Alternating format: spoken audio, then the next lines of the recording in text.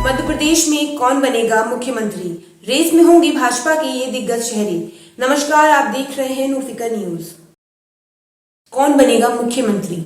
मध्य प्रदेश भाजपा के खेमे में यह प्रश्न बन गया है। अगर देखा जाए तो आला कमान ने किसी का नाम न लेते हुए मुकाबला ओपन फॉर ऑल कर दिया है। पार्टी ने जिन दिग्गजों को चुनाव मैदान में उतारा है, यदि उनकी मुख्यमंत्री की कुर्सी के लिए दावेदारी मानी जाए तो साफ संकेत है कि हर वर्ग को लगना चाहिए कि उनकी जाति का नेता इस कुर्सी पर बैठ सकता है।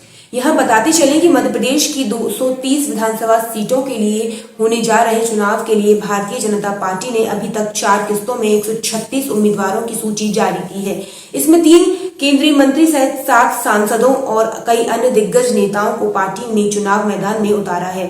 भाजपा ने मुख्यमंत्री शिवराज सिंह चौहान को भी बुधनी सीट से उम्मीदवार बनाया है, लेकिन पार्टी ने उन्हें मुख्यमंत्री का चेहरा प्रोजेक्ट करने से पहले परहेज किया है। इसी वजह से अब पार्टी के भीतर और बाहर भी यह सवाल उठने लगे हैं कि 3 दिसंबर के बाद कौन बनेगा मुख्यमंत्री। वैसे कई मंचों पर पार्टी ने साफ किया है कि मध्य प्रदेश का विधानसभा चुनाव डबल इंजन की सरकार और प्रधानमंत्री नरेंद्र मोदी के फेस पर लड़ा जा रहा है। हालांकि मुख्यमंत्री शिवराज सिंह चौहान अगले मुख्यमंत्री की रेस में खुद को बनाए हुए हैं और वह जनता से ही पूछते हैं कि अगला मुख्यमंत्री शिवराज सिंह चौहान मामा को बनना चाहिए या नहीं। लेकिन पार्टी के अंदरूनी सूत्र बताते हैं कि मुख्यमंत्री की कुर्सी का फैसला चुनाव जीतने के बाद ही होगा और इसमें आलाकमान की पसंद सर्वोच्च होगी।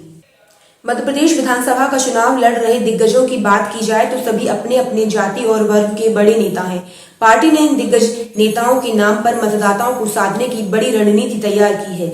इसी वजह से फिर से सरकार बनने पर इनमें से किसी एक के अगला मुख्यमंत्री होने की अटकलों को हवा दी जा रही है। चुनाव मैदान में उतर चुके मुख्यमंत्री शिवराज सिंह चौहान और केंद्रीय मंत्री प्रहलाद पटेल राज्य के सबसे बड़े वोटर ओबीसी वर्ग से आते हैं। अब पार्टी की रणनीति है कि ओबीसी वर्ग का वोटर इन दोनों नेताओं में अगले मुख्यमंत्री का प्रतिबिंब देखे और भाजपा के लिए वोट करे। गौरतलब है कि वर्तमान में विधानसभा की कुल 230 सीटों में से 127 बीजेपी के पास है। इनमें से ओबीसी वर्ग के विधायकों की संख्या 54 है। इसी तरह विधायक बनने की राह पर चल पड़े केंद्रीय मंत्री नरेंद्र सिंह तोमर और सांसद राकेश सिंह सवर्ण क्षत्रिय वर्ग के नेता माने जाते हैं। मालवांचल के दिग्गज नेता कैलाश विजयवर्गीय को भी सवर्ण वैश्य वर्ग की कैटेगरी के हिसाब से चुनाव मैदान में उतारा गया है। इन तीनों नेताओं के माध्यम से पार्टी मतदाताओं को यह संदेश पहुंचाना चाहती है कि यदि उनका वोट भाजपा के पक्ष में जाता है तो उनके वर्ग का कोई नेता मुख्यमंत्री की कुर्सी पर बैठ सकता है। केंद्रीय मंत्री फग्गन सिंह कुलस्ते आदिवासी वर्ग के बड़े नेता है। भाजपा ने इस बार उन्हें विधानसभा चुनाव में प्रत्याशी बनाया है। सत्ता में वापसी के लिए भाजपा के लिए तकरीबन 22% आदिवासी वोट बैंक महत्वपूर्ण भूमिका निभा सकता है। इसी तरह से फग्गन सिंह कुलस्ते को भी आदिवासी वर्ष से अगले मुख्यमंत्री की दौड़ में शामिल बताया जा रहा है।